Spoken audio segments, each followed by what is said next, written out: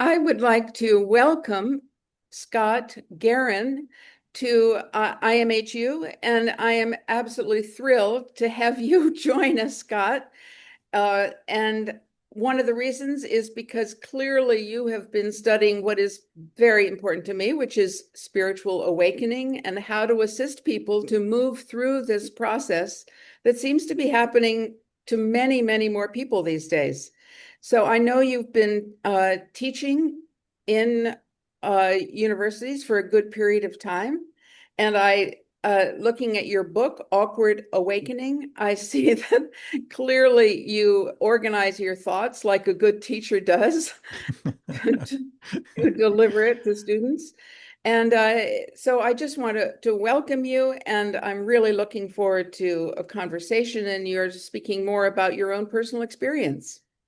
Well, yes, thank you, Emma. I appreciate the time and your interest. And in our previous call, meet and greet, I was so impressed by your thinking and about the university's approach to this very needed part of society. The blending in of spirituality, and for me, psychology, but it's all part of human development. And I really appreciate the opportunity. Great. Okay, would you like to just give a little bit of background about the amount of teaching that you've been doing and also what drew you to be teaching about spirituality as well as psychology? Yeah, well, for me, a lot of people ask, like, where was your interest in spirituality? Where did it come from? And I always say, I came in hot. I came in hot to this life. Even when we were as a children forced to go to church, when we were going to a Lutheran church. My favorite part of the worship service was the sermons. And the pastor had something to do with that. He was a good speaker and storyteller and stuff. But that's what I just gleaned most of my information from, about God, about me, about the world, all that starting off. And then I just kept going with that as I grew up, wherever I was in high school and in college, I was always attending church in the Protestant, vein, and there were some college organizations that I was involved with as well. So I was involved in Bible studies and all this, and attempted to learn Greek, which was a tough. But in any case, that was my pursuit. I just needed to know. And then after college, years spent in mainly a Presbyterian church. I was an elder. I taught Sunday school for 12 years to junior high. Um, and just kind of still going at it, still going at it. And whatever I did, whatever my church, or we would have a guest speaker come in and they would talk about fasting and how important it was. So boom, there it is. I'd be fasting like once or twice a month. I'd follow the rules. But around that same time, my personal life was falling apart. And to the point where I got divorced and there's financial ruin. And in the midst of all this, I'm like, why? I'm an elder. I'm a teacher. I've been doing this my whole life. Why? And I really found myself in a very dark place. And so I kind of turned the corner and said, all right, I'm not gonna follow religion, organized religion anymore. And I just kind of started afresh. And the best way I did that was through meditation. Uh, and just learned various types of meditation, practiced it on a regular basis. I went to Vipassana, 10-day silent retreat 2 times, which was a very important part for me. I wouldn't say life-changing, but it probably was kind of life-changing to quiet my mind and make those connections even stronger. And then after about 10 years of that, I wanted something a little more specific. I was missing a little more of the specific interaction, say, with spirit, with God. And then I decided to write a book about angels.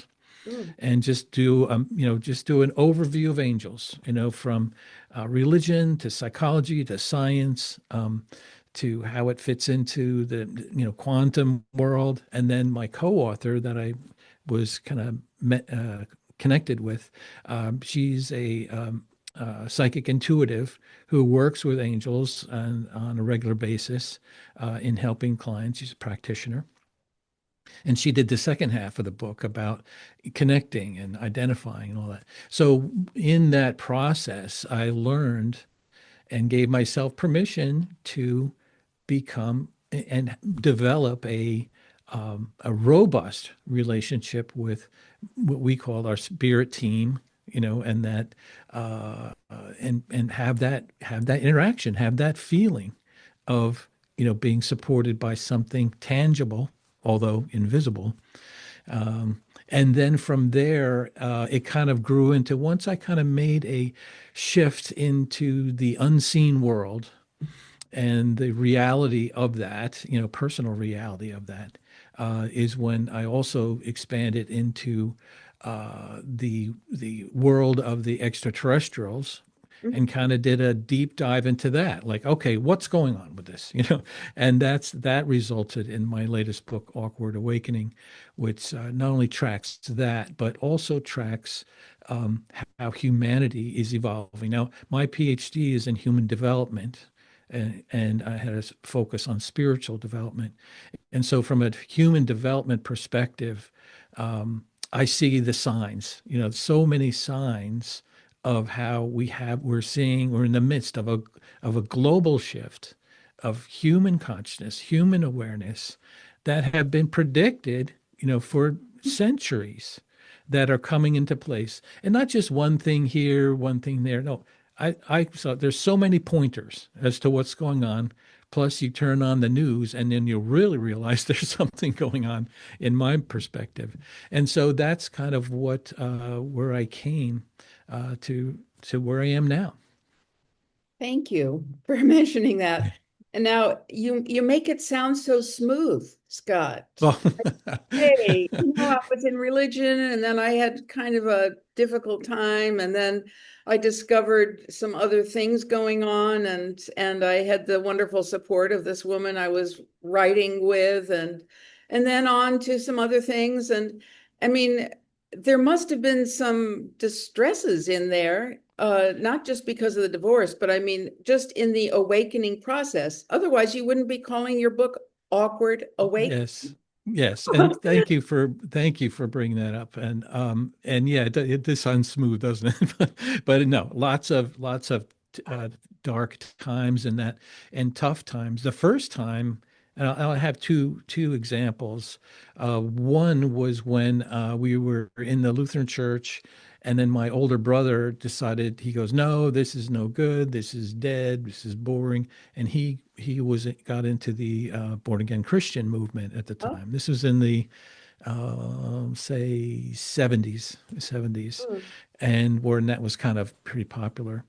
And so I kind of followed that and went to the church that he was going to, and they were saying, as everyone probably knows, you've got to be born again, that whole, John 3:16. And in the church that I went to, and the couple others around there, they said you not only have to say these things, you have to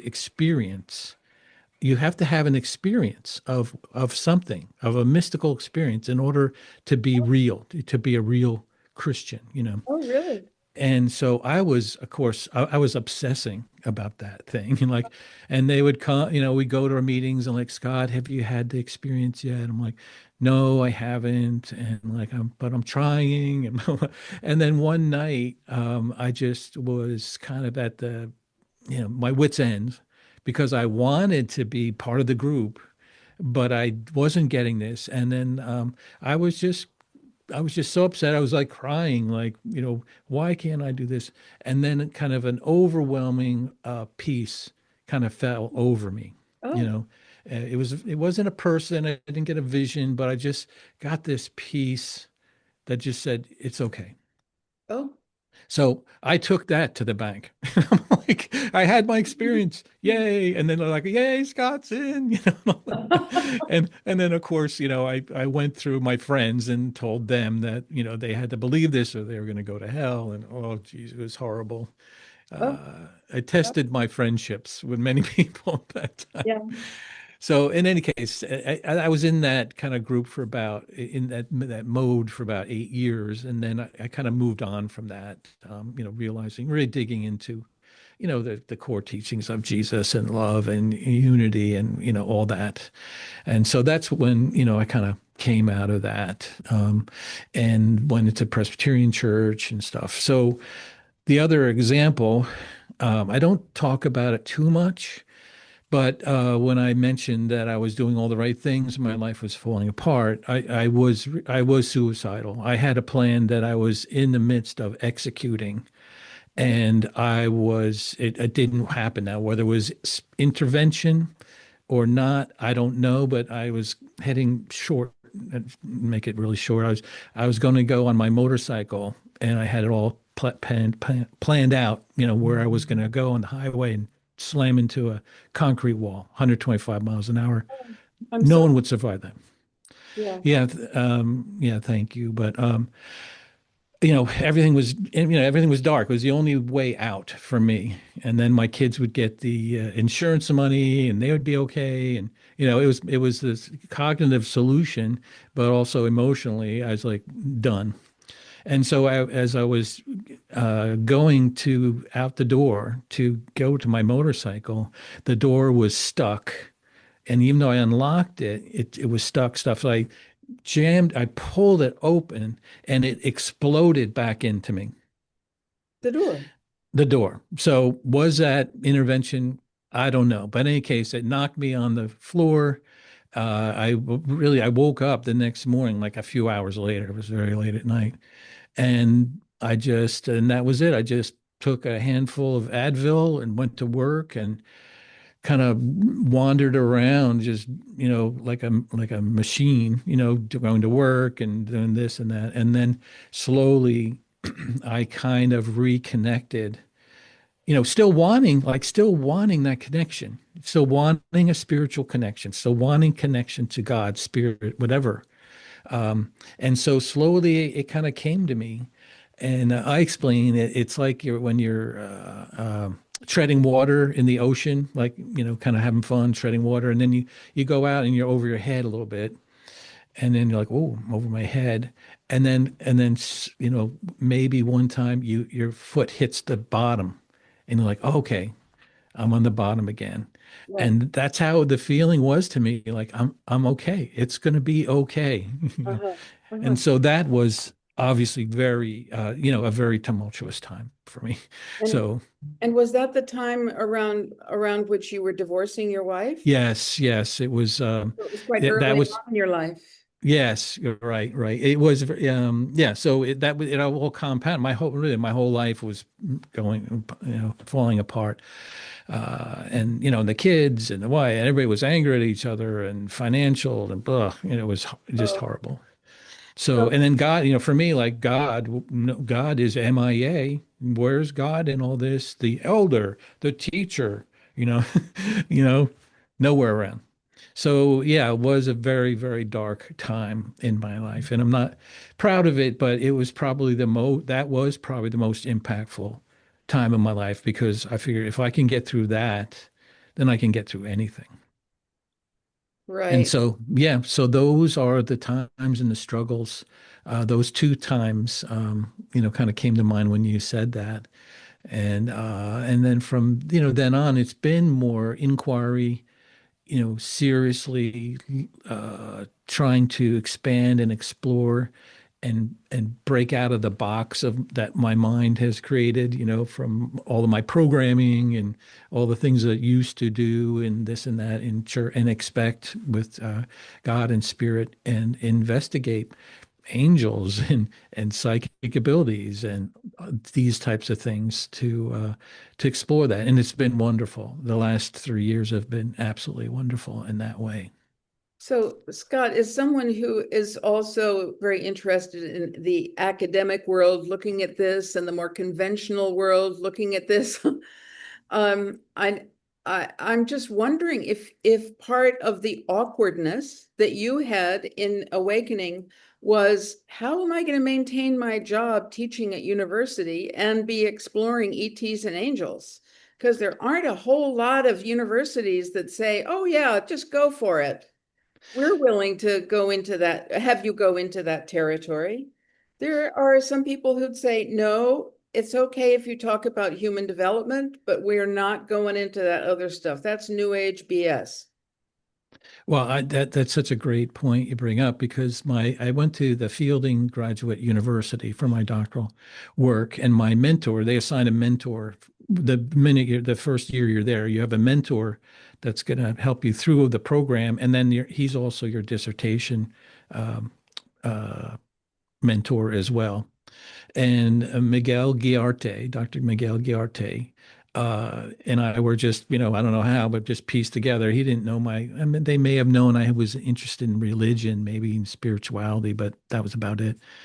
But he got me, and he said, "Okay, Scott, I know what you want to do, and we both know it's important to have grounded. You can't just come and say like, hey, I just read this about a Pleiadian female that channeled down through Barbara Handclough, and gave her an outlook on spiritual dimension. You can't just run in with this stuff." So he said you have to keep one foot in grounded, evidence-based with the world. But the way you can step out of that is first tell people that you're stepping out of that Hmm. and tell them why. And hopefully by doing that, you give them permission to look outside the box a bit and say, you know what? You presented these things in a sense in a grounded way very well. I mean, that's the goal. You present it well, Sure. and then you step outside of the box, you know. And so that's how he helped me do that. And my dissertation was the effects on quality of life, the effects of prayer and meditation on the quality of life for older adults at a distance. So I had a distance effect dissertation, which, is talk about on the edge. It was the best 2 years of my life doing the lit review on that, looking into all that and presenting it, and so that's how I kind of mix that, and I think it was also for myself as well, and I think that there are other people out there like me that, I want to be grounded. I'm not just going to jump into the deep end and, talk to channelers and psychics and mediums, but I want to go from here to there. How do I go from here to there? And so that's kind of my approach to life and my spiritual journey and what I believe I'm here to do.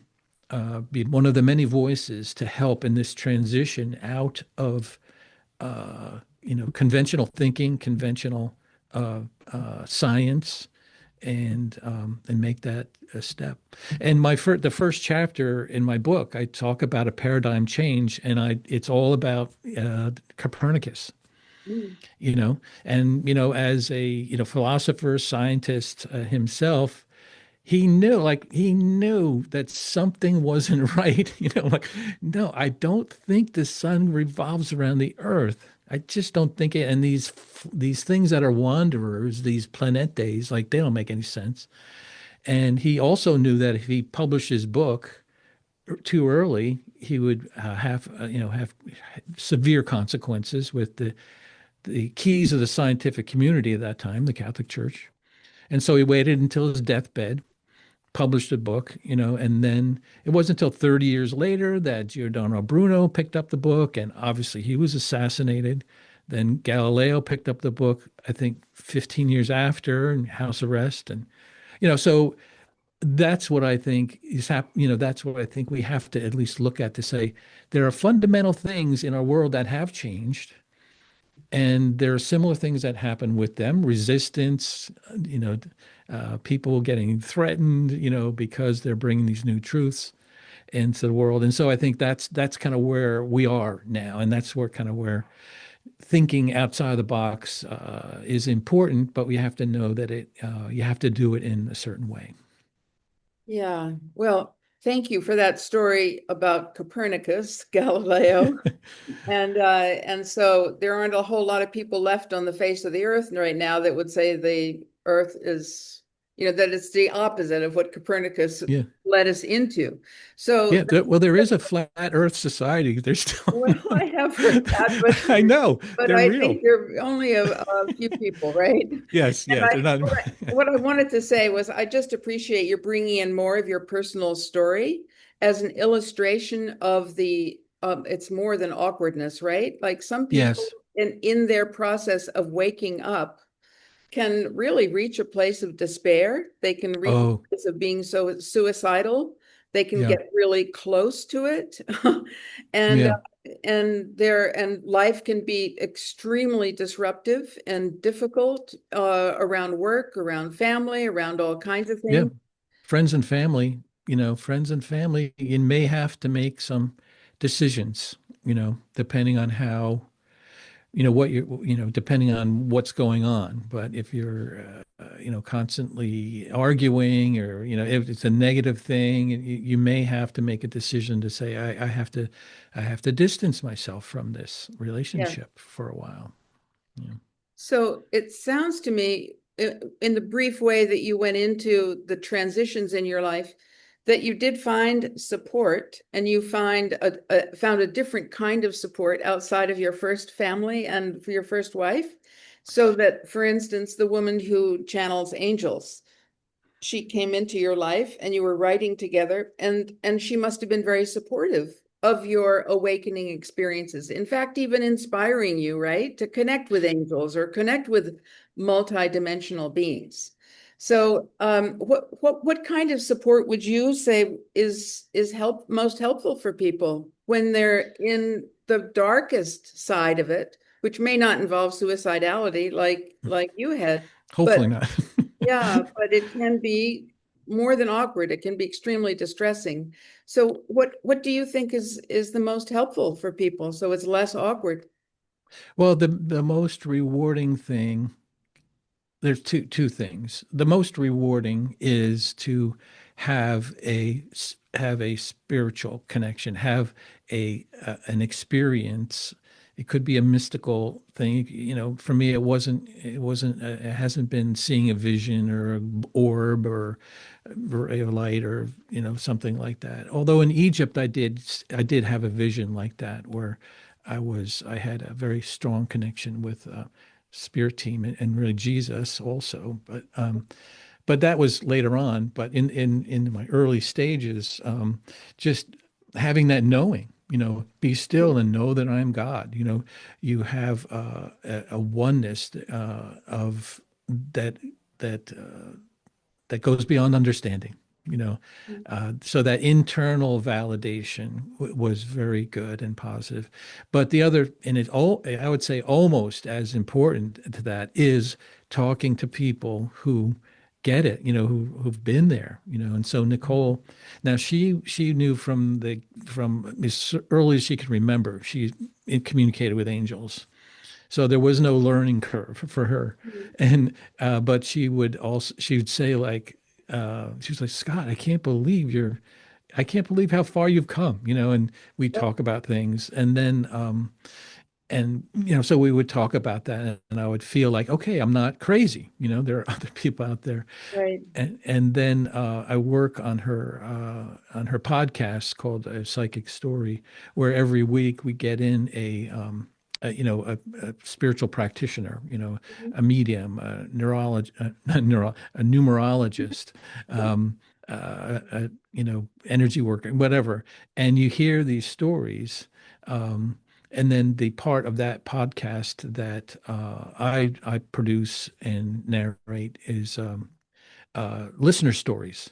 So I go through hundreds of listener stories Mm. People saying like, I had this experience, I had that experience, and could be the dark night of the soul. It could be, seeing and hearing a loved one at the time that they passed. They'll see. So things like that, that helps quite a bit in general. I mean, anybody would love to interact with somebody who is going through, has been um, in that position that you're in as well. So those two things I think are the most important thing for me. So listening to other people's stories and meeting other people who have attained a level of comfort with their Yeah, extraordinary experiences. That's great. yeah. Thank you for that. So I know that one of the things that is most important to you is as you progress through the book is that sense of unity consciousness that you name. And I think Mhm. you just referred to it by saying one of the experiences that's important to have that can be so illuminating and take us out of darkness is that sense of, wow, I am really connected to God. There's Mm. a sense of no separation even, which we could Yeah. call a mystical experience. But that can be powerfully transformative, and I believe you would term it as a unity consciousness, and give people, even in the book, you even give exercises that people can do or meditations people can do to assist them to go in that direction. Yes, yes. Well, two things. One is that I have a chapter called Piercing the Veil, Mm, and I go into the six examples of how we can. Well, first of all, earlier in the book, our multidimensional nature, I try and sketch out that we are in a 3D world, and we are much more than that. And that we're kind of blinded by our reality. We're distracted by this 3D reality. Time is linear, but there are parts of us that are beyond that. And then in the piercing the veil chapter, I kind of go into like how can we, in a sense, escape, at least, or look beyond our 3D world and pierce the veil into the unseen world, the spiritual world. And I think, going back to having a grounded base to go and you look at the near-death experience studies, it's been oh yeah, studied since Moody, 50 years ago, yes, 3,500 case studies in detail. yeah, extraordinary. Some of them are, verified, by people observing, like there, you could come and say like, well, yeah, I had this experience and I was out of the body, and that's one thing. But to say like, I had an experience going down the hallway and I saw this guy reading a book, and then somebody says, I know that guy, there was a guy reading a book in there, and you were unconscious in the OR. Those types of verifiable experiences. Yeah. But other things, meditation and learning how to do that, and then and psychedelic drugs as well. Mm, Guided very much. Have to be guided into that, and indigenous peoples have been using that for years, to yeah. transcend a different world. So, um, yeah, so those, that feeling, getting a sense of that. Anybody who's had a near death experience comes back and like, I get it now. Like, I get it. I'm not afraid of death. Almost everyone says not afraid of death, and they see and feel the unity. And the reason why we have to, but it's not innate and natural for us, is that because we are living in this 3D world and there are lessons to be learned in this 3D world. Mm, Separation is the key difference, that I'm here, you're there, everybody's out there. And then some people are for us, some people are against us. But you get out, once you transcend out of this, certainly when we all pass, we'll get it immediately. yeah. But the ascension process that's happening now in the world is, they call it the thinning of the veil, where we're going to start getting, people are going to start being wakened up to their spiritual awareness. Yeah. And so we're going to start feeling and getting it like, hey, if I launch a missile into a town, I'm really hurting myself, like those types of things. Yeah. We're not there yet, but I think that's part of the awakening process on the earth right now. I agree with you. And Mm. one of the things that I love about this whole awakening process is that more and more people are having these mystical experiences or Yes. going to retreats or having with mindfulness or other meditations or spiritual practices that are giving them access to this unity experience. Yeah. The one thing that I was a bit surprised by, and I'm not saying that was negative at all, but I was a bit surprised by how much you converse about, hey, a next step might be connecting with our galactic brothers and sisters. In other words, beings from other planets or other dimensions, including the angels. Yeah. But if I'm thinking about, oh, is that like a goalpost that Scott has suggested for us, that after unity consciousness comes connecting with our galactic brothers and sisters? Or is it just like a phenomena that might happen that might be meaningful for some people?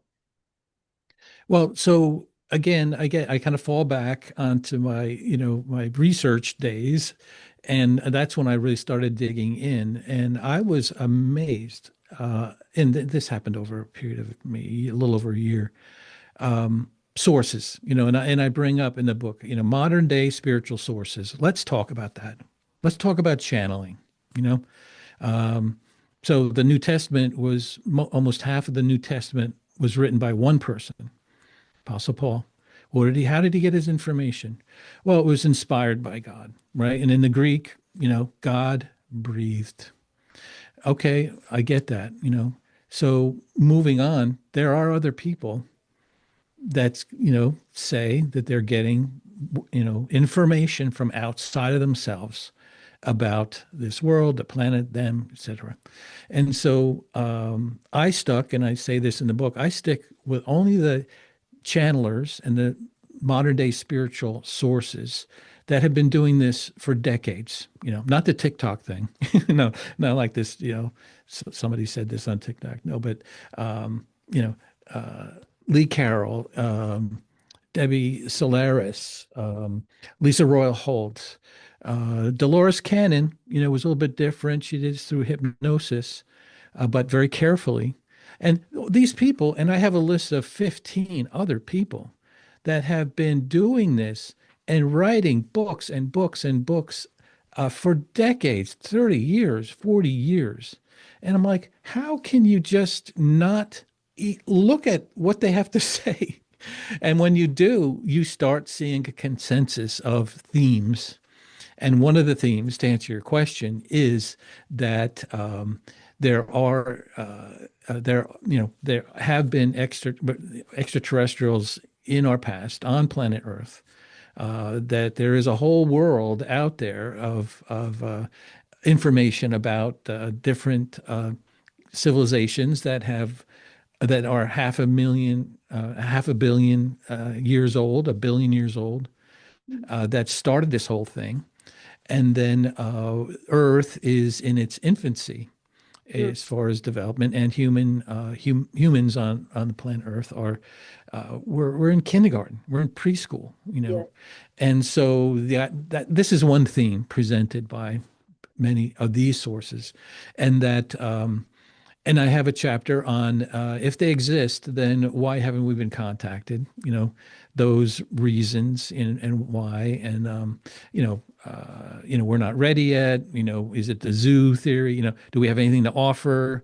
Do we have anything to offer a society that's 500 million years ahead of us? you know, Maybe not right now. So anyway, I get into that. And the one thing is that it is a waiting time until we are able, in a sense, one person said they wanted us to be safe for them to start interacting with us and bringing them on, showing us how to transcend the speed of light and travel around. Because right now, we're not there yet. One kind of funny thing, Daryl Anka, who channels a person named Bashar. I don't know if you've heard about Yes. this person. Yeah. So he's an assassinate entity from a non-physical civilization out near the Orion constellation. And so this Daryl Anka's been doing 20 years, been talking about this. And one quote I put in the book, and he says, Bashar's speaking, saying, now we're being funny a little bit, not being serious, but we're being a little pointed to say that why would we land our ships in an insane asylum where all the inmates have guns? And it was like, and I remembered my first UFO movie was, I think in '58, it came from outer space. And sure enough, what do we do? Spaceship lands in the desert, we go out and we start shooting at it immediately. Yeah. Yeah. So anyway, so there is a threshold of maturity, and it makes sense to me. So Yes. whether it's true, obviously you can't know. And when is it going to happen? That's the big thing. The Yes. first contact, when we'll have open interaction, global open aware interaction, commerce, exchange of knowledge, technology resources, that supposedly is coming, sooner than later. Yes. But so in any case, that's to answer your question. I think there's a threshold, and I think to predict a time may not be wise because it is free will and it is up to us, and we have to make the decisions on our own. Yes. Well, as I started this conversation, I was saying I also have great interest in awakening, and I feel like people don't have oftentimes a sense of, well, what's at the end of the road? What's going to happen when I'm fully awake? Or did that experience that I had on Saturday night when I really felt a oneness with God, is that it? Am I fully awakened and that's the end of the road? So I've just been contemplating the kind of confusion people have about where the goalposts, what's the end, what is this awakening thing in terms of a process that has an end point? Does it have an end point? So these are kind of intriguing questions for me. And as I dipped into some of our great spiritual teachers from the Far East, it seems like what they're saying is clearly that unity, what you talk about, Mm, the unity consciousness, and being able to not only experience it, like have a great Saturday night experience or whatever right. night, but also be able to fully integrate it so that you come from that place of communion more frequently. And my own sense of it is, yeah, when more of us get there, there are going to be all kinds of things that happen that are unexpected, that might Mm. include more and more people having contact with angels and in other interdimensional beings. How exciting. So The, yeah, go ahead, Scott. so this one exercise, and I have a meditation in the book about it, and I've done it a few times live, where, long story short, we kind of get into the mindset of putting down everything about yourself that makes you you. You put it Mm. on a table, Oh, and everything you could possibly think of. And then you step back. Who's looking at the table of things? Some people would say nothing because they would say, well, you're a total